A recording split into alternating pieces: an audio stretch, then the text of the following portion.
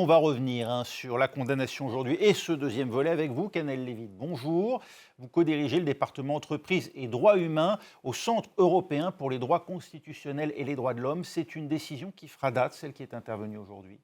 Bonsoir. Oui, c'est absolument une décision inédite qui, je pense, fera jurisprudence dans le monde. C'est une décision qui envoie deux signaux très forts. Le premier, c'est que lorsqu'une entreprise multinationale décide de faire des accords avec avec des groupes terroristes et de rémunérer ces groupes terroristes dans l'objectif purement mercantile de maintenir son usine, elle peut être pénalement condamnée.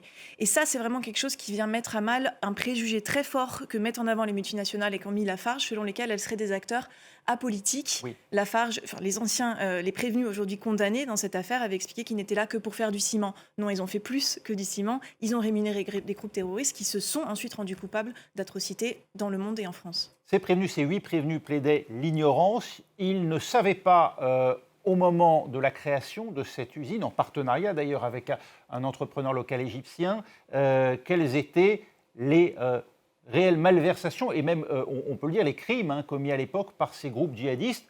Pourtant, il y avait déjà eu à ce moment-là la décapitation de James Foley, survenue en 2014, le journaliste, et puis également l'affaire Médine et Mouche. Il ne pouvait pas ne pas savoir, c'est ce que la justice a conclu aujourd'hui. Exactement. Et le délibéré qui a duré 4 heures et le jugement qui fait plus de 580 pages explique qu'il y avait beaucoup de cynisme dans cette défense en fait, des anciens dirigeants. J'entendais l'avocate d'un des condamnés expliquer qu'il y avait très peu d'éléments à décharge, mais c'est parce qu'il y en a peu. Et en fait, la défense... On s'est retrouvé avec des prévenus, aujourd'hui condamnés, qui expliquaient à la lecture des emails qui montraient qu'ils savaient qu'ils payaient des groupes terroristes, venaient se contredire eux-mêmes à la lecture de ces emails. Et il y a eu aussi des arguments de défense qui ont été apportés, comme le fait que Lafarge aurait été victime de contraintes ou de raquettes. Alors là, le délibéré a expliqué qu'en fait, dans les emails qui ont été projetés à l'écran pendant les 6 semaines d'audience, non, c'est pas le mot contrainte et raquette, c'est plutôt le mot accord cadre, négociation avec des groupes terroristes qui apparaissaient.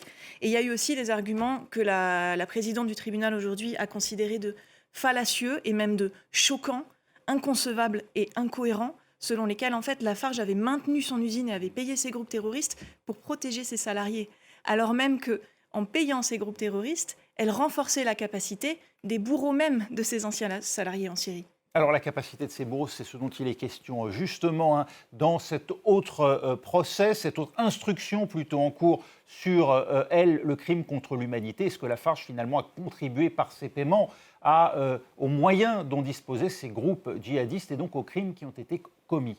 Alors c'est ce que nous avons soutenu dans la plainte qu'on a déposée en 2016, mais l'instruction est toujours en cours. Évidemment, là ce qu'on sait, c'est que la base factuelle est vraiment consolidée parce qu'on sait qu'il y a eu 5,5 millions d'euros qui ont été donc payés à des groupes terroristes qui sont identifiés. Et il y a eu aussi, pendant les débats, mais aussi au cours de l'instruction, de nombreux éléments qui ont été établis sur la commission de crimes contre l'humanité, mais aussi d'un génocide. Ça a été dit pendant le reportage à l'égard des Yazidis, pendant la période dans laquelle ces paiements ont été faits par Lafarge.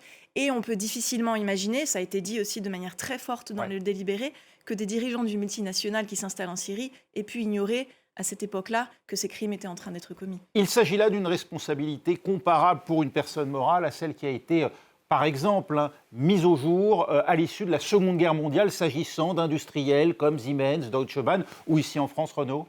Bien sûr, la responsabilité des entreprises pour les crimes graves, elle commence avec les procès de Nuremberg. Et donc, effectivement, il y a eu des dirigeants qui ont été à la barre pour avoir, par exemple, fourni du gaz moutarde ou pour avoir fourni du gaz qui pourrait faciliter la commission de crimes dans les chambres à gaz. Ce n'est pas nouveau. Simplement, ce qui est nouveau, je crois, aujourd'hui dans cette affaire, c'est qu'il n'y a pas simplement Lafarge en tant qu'entité morale, mais aussi 4 anciens dirigeants, plus 2 intermédiaires et 2 gestionnaires de sécurité qui sont condamnés. Et ça montre que vraiment, là, il y avait un système structurels au sein de l'entreprise avec des moyens financiers, humains, économiques énormes qui ont été mis en place dans le but unique de maximiser le profit de Lafarge à l'époque, mais aussi pour la reconstruction de la série. Le PDG de Lafarge à l'époque, Bruno Lafont, condamné à 6 ans d'emprisonnement avec mandat de dépôt immédiat, ça veut dire qu'il dort ce soir en prison, il fait appel. Concrètement, cela veut dire qu'il va pouvoir ressortir à un moment, parce qu'on imagine tout de même que l'incarcération immédiate à l'issue du procès est tout de même une issue assez brutale pour lui. Alors, je ne sais pas ce que Bruno Lafont et ses conseils vont faire aujourd'hui. Je sais qu'il a fait appel. Effectivement, c'est une mesure qui apparaît brutale, mais nous ne soutenons pas la prison comme... voilà, c'était pas de nos demandes particulières, mais la présidente a bien expliqué que la gravité extrême des faits et le trouble incommensurables à l'ordre public qu'ils ont causé justifiaient les peines qu'elle a prononcées, et notamment les peines de prison ferme. Merci Canel Lévy d'avoir été avec nous. Je rappelle que vous co-dirigez le département entreprises et droits humains du Centre européen pour les droits constitutionnels et les droits de l'homme, et que vous étiez donc partie civile à ce procès qui a donc abouti à la condamnation du groupe Lafarge et de 8 de ses dirigeants, dont 3 à des peines de prison ferme.